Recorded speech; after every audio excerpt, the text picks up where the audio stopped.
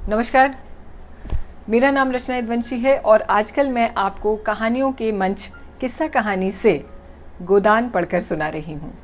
मैं आपको 28 अध्याय पढ़ के सुना चुकी हूँ और आज मैं आपको 29वां अध्याय सुनाऊंगी। 28 अध्याय तक क्या मुख्य घटनाक्रम हुए वो मैं आपको थोड़ा सा जल्दी से बता देती हूँ। बहुत तेज़ी से घटनाक्रम बदल रहा है, बहुत बड़ी बड़ी घटनाएं जो हैं वो प्रस्तुत हो रही हैं उपन्यास में। हूरी और धनिया की गाय का चले जाना, हत्या किए जाना उसके भाई के द्वारा, और उसके परिणाम जो कुछ हुए थे, सामाजिक, मनोवैज्ञानिक, आर्थिक, जो कुछ भी उसके परिणाम सामने आए थे गाय के चले जाने से, उससे उनका परिवार अभी उबर भी नहीं पा रहा था कि एक नया घटनाक्रम हुआ है। और वो ये हुआ है कि भूला जो है, जो गाय का व्यापारी था जिससे हूरी ने गाय ली थी, उसकी बेटी झुनिया जो है, उनसे गोबर और झुनिया जो है वो गोबर और झुनिया का प्रेम प्रसंग थोड़ा सा दिखाया था पिछले अध्यायों में प्रेमचंद जी ने, वो आपको याद होगा। और अब वो इधर जो कुछ भी होता रहा वो उसके बीच में गौड़ रखा प्रेमचंद जी ने। क्या चला, क्या किस तरीके की चीज़ें चली वो गोबर और झुनिया के स्तर पे, वो पाठकों को नहीं पता चला। पाठकों को सीधे पता चलता है 28वें और 27वें अध्याय में कि झुनिया जो है वो गर्भवती होकर के, यानी गोबर का अंश लेकर के, वो हूरी और धनिया की शरण में है। ये बहुत बड़ी बात हो गई है। आपको याद होगा कि दंपति यानी गोबर और धनिया, जो कि गाय के चले जाने के बाद जिनके रिश्ते असहज हो गए थे पति पत्नी के तौर पे, वो धीरे धीरे जो है वो नॉर्मल हो रहे हैं। लेकिन इस घटना में वो फिर से एक साथ दिखाई दे रहे हैं। कैसे एक साथ हैं कि पहले तो वो ये तय करते हैं, जब वो झुनिया का आगमन होता है, पहले तो दंपति का वार्तालाप अगर आपको याद होगा तो वो बिल्कुल इस मोड में है कि वो झुनिया को बिल्कुल कोई शरण नहीं देंगे, वो उसको घर से निकाल देंगे। वो अपने कृत्य के लिए स्वयं जिम्मेदार है। उसने जो कुछ भी किया है, लड़का छोड़ के चला गया तो इसके लिए वो जिम्मेदार, मतलब झुनिया को देखने से पहले, उससे मिलने से पहले दोनों ये तय कर लेते हैं आपस में कि वो झुनिया की कोई सहायता नहीं करेंगे। लेकिन जैसे ही वो घर में घुसते हैं और झुनिया की असहाय स्थिति देखते हैं और उसका दयनीय करुण चेहरा जब वो देखते हैं, प्रेमचंद जी ने लिखा है, और वो जो कुछ लिखा है प्रेमचंद जी ने, मुझे पढ़ते वक्त इतना आनंद आ रहा था, आपको सुनते वक्त भी निश्चित तौर पे आया होगा। कि आप देखिए कि हूरी और धनिया, ये दो ऐसे पात्र हैं प्रेमचंद जी के उपन्यास के, जिसको जाहिर सी बात है कि वो मुख्य पात्र हैं, लेकिन वो रीढ़ भी हैं। और वो ऐसे रीढ़ चरित्र हैं जिनकी रीढ़ बहुत मजबूत है। इतनी मुश्किल मुश्किल चीज़ें आ रही हैं, लेकिन जो नैतिकता कहती है, जो आदर्श कहता है, जो किताबों में बुकिश चीज़ें, और इन्हीं अध्यायों में आप महसूस कर रहे होंगे, मुझे पढ़ते वक्त ही लग रहा है कि प्रेमचंद जी अपनी लेखनी से इतने घोर और तीव्र कटाक्ष कर रहे हैं वर्ग के विभेद पर। समाज का जो ढांचा है कि एक तरफ वो अफ्लुएंट सोसाइटी दिखा रहे हैं जिसमें दाता दीन, पटेश्वरी, साहूकार, दरोगा जी, इनका चेहरा, इनका कहना चाहिए डबल फेसेड लोग, कहते कुछ और हैं, करते कुछ और हैं। दूसरी तरफ वर्सेस तौर पे अगर आप देखें तो हूरी और धनिया जो है वो डट के मुकाबला कर रहे हैं समाज के इस पाखंड का। और वो इतने दिल के सच्चे और अच्छे लोग हैं कि जब आप उनको देखते और पढ़ते हैं ना, तो उनकी ऐसा लगता है कि वो कहीं से गरीब नहीं हैं, वो बहुत अमीर हैं। झुनिया को देखने के बाद तुरंत दोनों दंपति ये तय करते हैं, बल्कि बहुत गर्वोन्नत घोषणा कर देते हैं। धनिया तो उसको कहती है बाकायदा कि कोई तुम्हारा कुछ नहीं बिगाड़ पाएगा, और जो तुम अपने भाई और पिता से इतना डर रही हो, तुम्हें बिल्कुल डरने की आवश्यकता नहीं है, तुम अब हमारे घर में हो। और बल्कि वो ये भी कहते हैं कि उनका पुत्र, अपने ही पुत्र को वो की निंदा कर रहे हैं, उसके सामने कह रहे हैं कि वो बहुत ही डरपोक निकला, इतना कायर निकला कि तुम्हें ऐसी स्थिति में छोड़ के चला गया। अगर उसने संबंध बनाया था तो उसको निभाना चाहिए था। इस तरीके की बातें जो है प्रेमचंद जी ने इन पात्रों के माध्यम से कहलाई हैं, जो कि उन्हें बहुत ऊंचे पायदान पर प्रतिष्ठित करती हैं। 28वें अध्याय का जो मुख्य वाकया था वो आप देखिए, अगर आपको याद होगा कि एक ही बिंदु पर पति पत्नी कैसे जूझ रहे हैं समाज से, प्रेमचंद जी ने बाकायदा लिखा है कि वो समाज को ऐसा लग रहा है कि दोनों दंपति कपल जो है ये होरी और धनिया का, ऐसा लग रहा है कि समाज से लोहा ले रहा है, उन्हें उसे चुनौती दे रहा है, समाज के पाखंड के जो पाखंडी चेहरा है उस पर काले मले दे रहा है वो उसमें। अब इसी जैसे आपको याद होगा कि झुनिया अब आ चुकी है और गोबर जो है वो भाग गया है उसे छोड़ करके। इस बात से आहत हैं वो लोग, माता पिता उसके, धनिया और होरी, लेकिन पूरी शरण दी है। झुनिया से स्नेहमयी ममतामयी उनका व्यवहार है, ऐसे में उनको पता है कि उसका क्या होगा, उसको भाई और पिता भी शरण नहीं देंगे। अब उसके बाद का जो घटनाक्रम है वो प्रेमचंद जी ने 28वें अध्याय में पूरा लिखा है कि झुनिया तो घर से निकल नहीं पा रही है, उसे पता है कि वो जो है वो बाहर निकलेगी और समाज के अनर्गल ताने कटाक्ष व्यंग उसे झेलने पड़ेंगे, तो वो जाती ही नहीं है। धनिया बेलाग निकलती है और प्रेमचंद जी ने बड़ा दिलचस्प एक कुछ पंक्तियां लिखी हैं कि हाँ, एक खास चीज़ हुई है कि जाति बहिष्कृत कर दिया गया है उनके पूरे परिवार को, क्योंकि भाई पाप किया है उनके लड़के ने। और उन एक जो जिसको कहते हैं ब्याही नहीं गई है जो लड़की, वो उनके घर में रह रही है गर्भवती होकर, तो मतलब समाज के प्रतिष्ठित मानदंडों के हिसाब से तो उन्होंने बहुत बड़ा पाप कर दिया है। तो इसी बात को लेकर के जब धनिया बाहर निकलती है तो हुक्का पानी लोगों का आना ज़रूर बंद हो गया है होरी और धनिया के यहाँ, लेकिन धनिया से किसी की हिम्मत नहीं है कि सीधे कुछ कह सके, क्योंकि उनको याद है वो दरोगा जी वाले एपिसोड में जो धनिया ने सबके मुंह पर अपने बेलाग और स्पष्टवादी वाक्यों से जो सबके चेहरे की नकाब उतारे थे, वो सबको याद है, इसलिए उससे कोई पंगा लेना नहीं चाहता। लेकिन फिर भी एक दिन पंडित दाता दीन उसे मिल जाते हैं, और वो चूँकि प्रेमचंद जी ने जो उनका बखान किया है, अगर वो याद हो, कि पंडित दाता दीन गांव के नारद हैं, यहाँ की वहाँ वहाँ की वहाँ, और वो ऐसा दोहरा चरित्र है उनका कि वो चोरी तो नहीं करते हैं, लेकिन चोरी के माल में पूरी हिस्सा बटाई उनकी होती है, और मतलब सर्वगुण संपन्न है। सूद ब्याज प्रताड़ना किसानों की वो सब कर लेते हैं, लेकिन अच्छे बहुत बने रहते हैं ऊपर से, ठीक है। तो वो पंडित दाता दीन मिलते हैं धनिया से और वो कुरेद देते हैं धनिया को कि तुम जो है क्यों गोबर, तुम हाँ गोबर का कुछ पता चला और कहाँ है वो, और धनिया को तुमने रख लिया, और ये वो फिर तो आप जानते हैं। और प्रेमचंद जी ने फिर धनिया के माध्यम से जो स्टेटमेंट दिलवाए हैं वो आप समझ लीजिए कि जिसको कहते हैं स्लैपस्टिक सटायर, चाटे पड़े हैं लिटरली दाता दीन जी के, क्योंकि वो धनिया ऐसी है कि फिर उससे ज़्यादा बर्दाश्त नहीं होता। वो कहती, उसको पता है कि दाता दीन का लड़का जो है वो एक दलित लड़की से उसके संबंध थे, और इस बात पे भी बड़ी गांव में चर्चा थी, लेकिन उनको कोई जात बहिष्कृत नहीं कर पाया था। क्यों? क्योंकि वो पोथी पत्रा बाँचता था, सुबह स्नान कर लेता था, तिलक लगा लेता था, और जो है गंगा में स्नान कर लेता था, तो उसके सारे पापों का प्रायश्चित हो जाता था। इन पंक्तियों का अंतर्निहित व्यंग समझिए, आप समझ गए होंगे।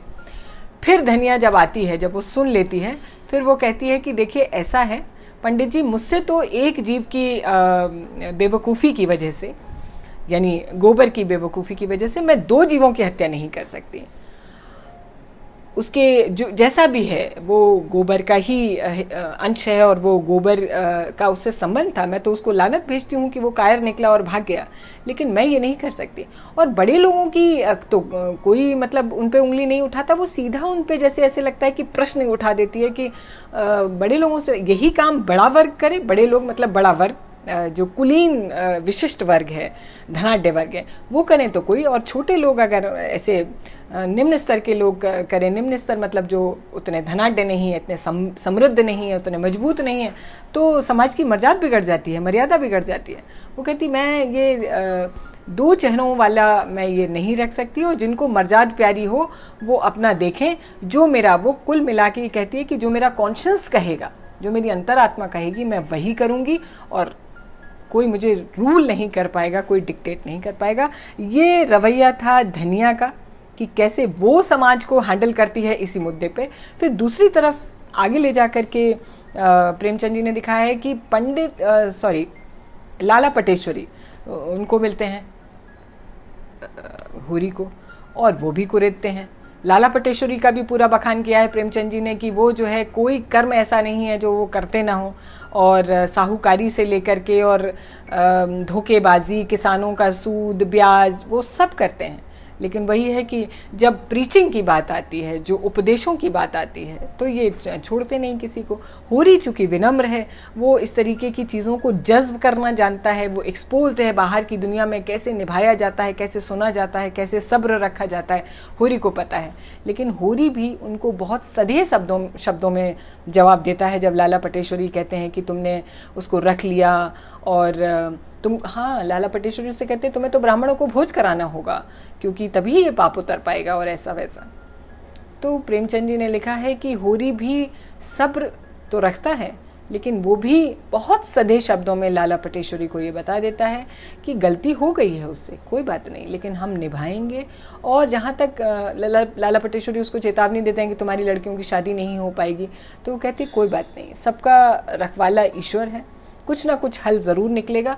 मैं किसी निरीह असहाय प्राणी यानी जुनिया का जिक्र कर रहे हैं होरी कि मैं ऐसे नहीं छोड़ सकता, उसको कौन पनाह देगा। आप लिखवा दो, आज भोला से कहलवा दो कि वो अपने घर में रख लेंगे, मैं निकाल दूंगा, लेकिन मैं ये नहीं कर सकता कि मैं ऐसी स्थिति में किसी को दर बदर भटकने छोड़ दूं।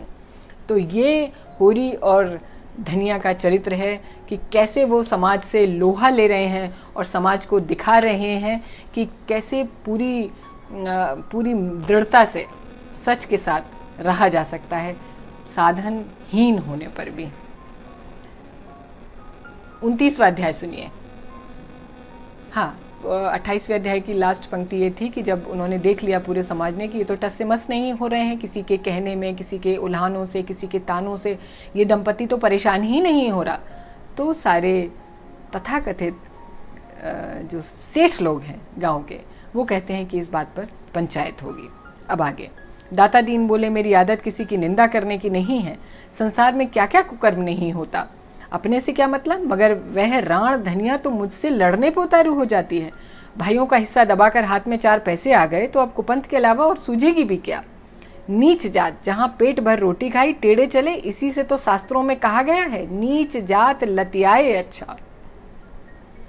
शास्त्रों की ढकोसलेपन पे प्रेमचंद जी का तगड़ा वार। पटेश्वरी ने नारियल का कश लगाते हुए कहा, यही तो इनमें बुराई है कि 4 पैसे देखे तो आंखें बदली। आज होरी ने ऐसी हेकड़ी जताई कि मैं अपना सा मुंह लेकर रह गया। न जाने अपने आप को क्या समझने लगा है। अब सोचो इस अनीति का गांव में क्या फल होगा। जुनिया को देखकर दूसरी विधवाओं का भी मन बढ़ेगा कि नहीं बढ़ेगा। ये सारे समाज के ठेकेदार इकट्ठे हैं और चूंकि इनको दोनों को ही अपनी अपनी तरीके से अपमानित होना पड़ा है होरी और धनिया के माध्यम से, इसलिए यहाँ पर अब भड़ास निकाल ली जा रही है। आज भूला के घर में ये बात हुई है, कल हमारे तुम्हारे घर में भी होगी। समाज तो भय के बल से चलता है। आज समाज का आकुश जाता रहे, फिर देखो संसार में क्या क्या अनर्थ होने लगेंगे। जिंगुरी सिंह 2 स्त्रियों के पति थे। पहली पत्नी 5 लड़के लड़कियां छोड़कर मरी थी। उस समय उनकी अवस्था 45 वर्ष के लगभग थी, पर आपने दूसरा ब्याह किया और जब उससे कोई संतान नहीं हुई तो तीसरा कर लिया। अब इनकी 50 की अवस्था है। दोनों जवान पत्नियां घर में बैठी हैं।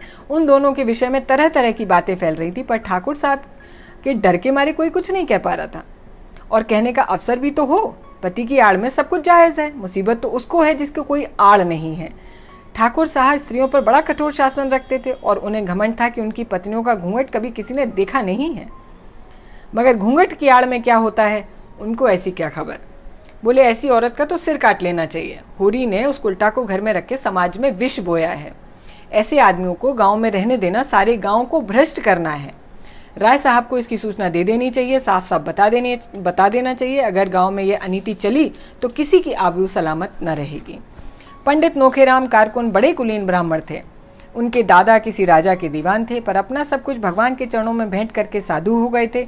इनके बाप ने भी राम नाम की खेती में ही उम्र काट दी। नोखेराम ने भी यही भक्ति तरके में पाई थी। प्रातःकाल पूजा में बैठ जाते थे और 10 बजे तक बैठकर सिर्फ राम नाम लिखा करते थे। मगर भगवान के सामने से उठते ही उनकी मानवता इस अवरोध में विकृत होकर मन, वचन और कर्म सभी को विषाक्त कर देती थी। इस प्रस्ताव में उनके अधिकार का अपमान होता था।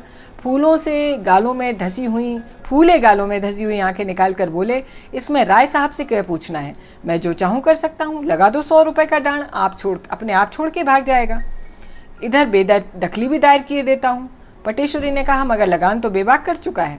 झिंगुरी सिंह ने समर्थन किया, हाँ लगान के लिए तो हमसे ही 30 रुपए लिए थे उसने। नोखेराम ने घमंड के साथ कहा, लेकिन अभी रसीद तो नहीं दी है ना, सबूत क्या है कि लगान बेबाक हो गया। सर्वसम्मति से यही तय हुआ कि होरी पर 100 रुपए का लगान यानी दंड लगाया जाए। केवल एक दिन गांव के आदमियों को बटोरकर उसकी मंजूरी ले लेने का अभिनय आवश्यक था, संभव भी था वो। इसमें 10-5 दिन की देर हो जाती, पर आज ही रात को जुनिया के लड़का पैदा हो गया। इसमें और दूसरे ही दिन गांव वालों की पंचायत बैठ गई। होरी और धनिया दोनों अपनी किस्मत का फैसला सुनने के लिए पंचायत में बुलाए गए। चौपाल में इतनी भीड़ थी कि कहीं तिल रखने की जगह नहीं थी। पंचायत ने फैसला किया कि होरी पर 100 रुपए नगद और 30 मन अनाज डांड लगाया जाए, यानी पेनल्टी लगेगी। 100 रुपए नगद और 30 मन अनाज। धनिया भरी सभा में रुधे कंठ से बोली, पंचो, गरीब को सताकर सुख न पाओगे, इतना समझ लेना। हम तो मिट जाएंगे, कौन जाने इस गांव में रहे न रहे, लेकिन मेरा शराब तुमको जरूर लगेगा। मुझसे इतना बड़ा जरीमाना इसलिए लिया जा रहा है कि मैंने बहू को अपने घर में रख लिया। क्यों उसे घर से निकालकर सड़क की भिखारिन नहीं बना दिया मैंने? यही न्याय है तुम्हारा? पटेश्वरी बोले, वो तेरी बहू नहीं है। होरी ने धनिया को डांटा, तू क्यों बोलती है धनिया? पंच परमेश्वर रहते हैं, उनका जो न्याय है वो सिर आंखों पर। अगर भगवान की इच्छा है हम गांव छोड़ के चले जाएं तो हमारा क्या है, बस है इसमें। पंचो, हमारा जो कुछ भी है वह सभी खलियान में है, एक दाना भी घर में नहीं आया। जितना चाहो ले लो, सब लेना चाहो सब ले लो, हमारा भगवान मालिक है। जितनी कमी पड़े उनसे हमारे दोनों बैलों को भी ले लेना। धनिया दांत कटकटा के बोली, मैं एक दाना अनाज नहीं दूंगी, न एक कौड़ी डांड दूंगी। अब धनिया अपनी फुल जो उसका चरित्र है, मुझे बहुत अच्छा लगता है धनिया के चरित्र को पढ़ना, अंदर एक साहस सा भर जाता है। जिसमें बूता हो चलकर मुझसे ले ले, अच्छी दिल लगी है। सोचा होगा डांड के बहाने इसकी सब जायदाद ले लो, नजराना लेकर दूसरों को दे दो, बाग बगीचा बेचकर मजे से तरमाल उड़ाओ। धनिया के जीते जी ये नहीं हो पाएगा और तुम्हारी लालसा तुम्हारे मन में ही रहेगी। हमें नहीं रहना इस बिरादरी में रहकर हमारी मुक्ति न हो जाएगी। हम भी अपने पसीने की कमाई की खाते हैं, अब भी हम पसीने की कमाई खाते हैं और तब भी पसीने की कमाई ही खाएंगे। होरी ने उसके सामने हाथ जोड़कर कहा, धनिया मैं तेरे पैरों पे पड़ता हूँ, तू चुप हो जा। हम सब बिरादरी के चाकर हैं, उसके बाहर नहीं जा सकते। वह जो डांड लगाती है उसे सिर झुकाकर मंजूर कर, नक्कू बनकर जीने से तो गली में फांसी लगा लेना अच्छा है। आज मर जाएं तो बिरादरी ही इस मिट्टी को पार लगाएगी, बिरादरी ही तारेगी और तो हम तरेंगे। पंचो, मुझे अपने जवान बेटे का मुंह देखना भले ही नसीब ना हो, मगर अगर मेरे पास खलियान के अनाज के सिवा कोई और चीज़ हो, मतलब वो एक तरीके से कसम खा रहा है कि नहीं, उसके पास कुछ नहीं है, मैं बिरादरी से दगा नहीं करूँगा। पंचों को मेरे बाल बच्चों पर दया आनी चाहिए तो उनकी कुछ परवरिश हो जाएगी, नहीं मुझे तो जो आज्ञा आप देंगे मैं उसका पालन करूँगा। धनिया झल्लाकर वहाँ से चली गई। होरी पहर रात खलियान में अनाज ढो ढोकर झिंगुरी सिंह की चौपाल में ढेर करता रहा। 20 मन जौ था, 5 मन गेहूं, इतना ही मटर, थोड़ा चना, तिलहन भी था। अकेला आदमी, 2 गृहस्थियों का बोझ। जो कुछ हुआ धनिया के पुरुषार्थ से हुआ। जुनिया भीतर का सारा काम कर लेती थी। धनिया अपनी लड़कियों के साथ खेती में जुट गई थी। हो सके तो थोड़ा बहुत सूद भी दे देंगे जो खाने के काम आ जाएगा। लंगे तंगे 5 महीने कट जाएंगे, तब तक ज्वार मक्का सांवा धान के दिन आ जाएंगे। यह सारी आशा मिट्टी में मिल गई। अनाज तो हाथ से गया ही, 100 रुपए की गठरी और सिर पे लद गई। अब तो भोजन का भी कोई ठिकाना नहीं, और गोबर का क्या हाल है भगवान ही जाने।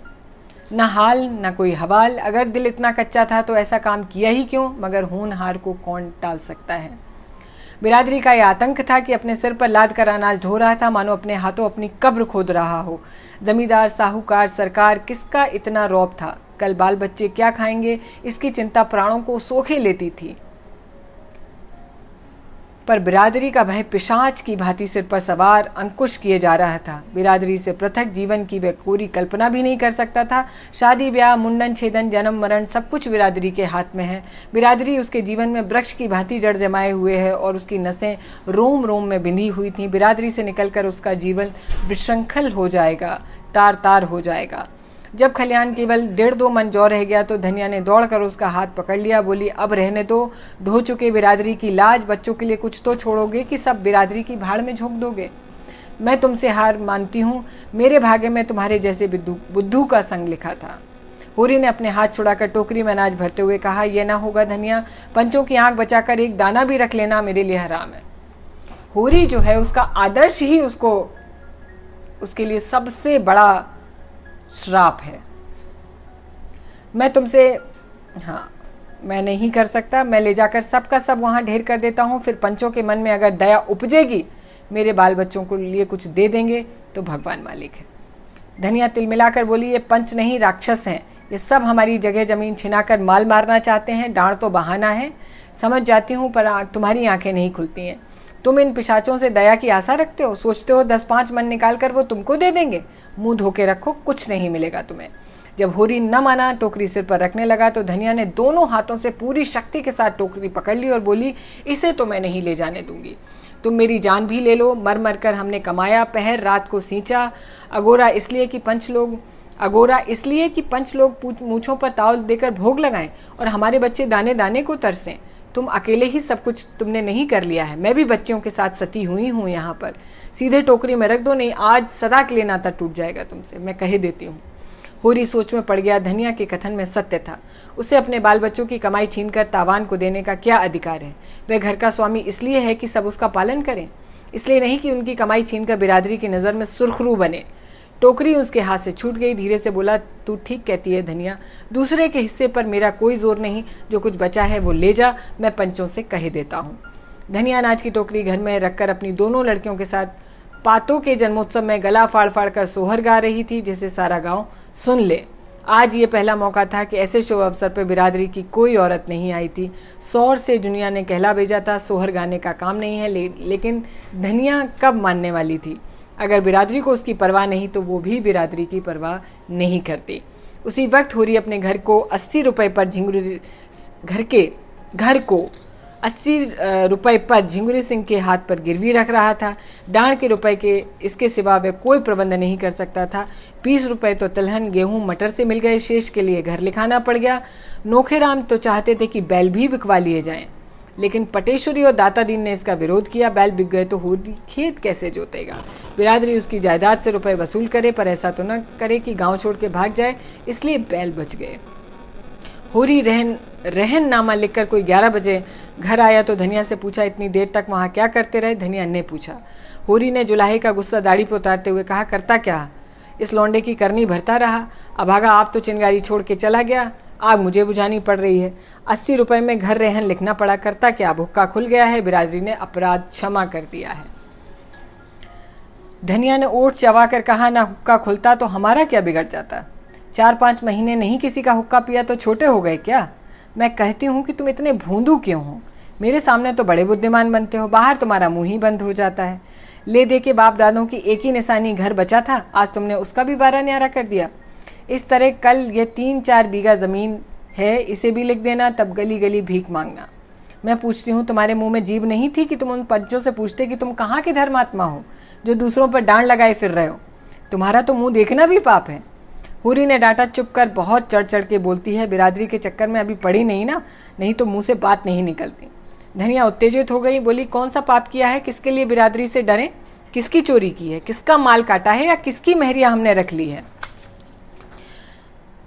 और किसी असहाय को घर में रख लेना कोई पाप नहीं है। आदमी का बहुत सीधा होना भी बुरा होता है, उसके सीधेपन का फल यही होता है कि कुत्ते भी मुंह चाटने लगते हैं। आज उधर तुम्हारी वाह वाह हो रही होगी कि बिरादरी की तुमने मर्जाद रख ली, मेरे तो भाग फूट गए कि तुम जैसे मर्द से पाला पड़ा और कभी सुख की रोटी पल्ले नहीं पड़ी। मैं तेरे बाप के पाँव पड़ने गया था, वही तुझे मेरे गले बांध गया, पत्थर पड़ गया था उनकी अकल पर, और मैं तुमसे क्या कहूँ, न जाने क्या देखकर लट्टू हो गए थे, ऐसे कोई सुंदर भी नहीं थे तुम। विवाद विनोद के क्षेत्र में आ गया। 80 रुपए गए, लाख रुपए का बालक तो मिल गया, उससे तो कोई छीन न लेगा। गोबर घर लौट आए, धनिया अलग झोपड़ी में भी सुखी रहेगी। होरी ने पूछा, बच्चा किसको पड़ा है? धनिया ने प्रसन्न होकर जवाब दिया, बिल्कुल गोबर को पड़ा है। सच, रिष्टपुष्ट तो है? हाँ, बहुत अच्छा है।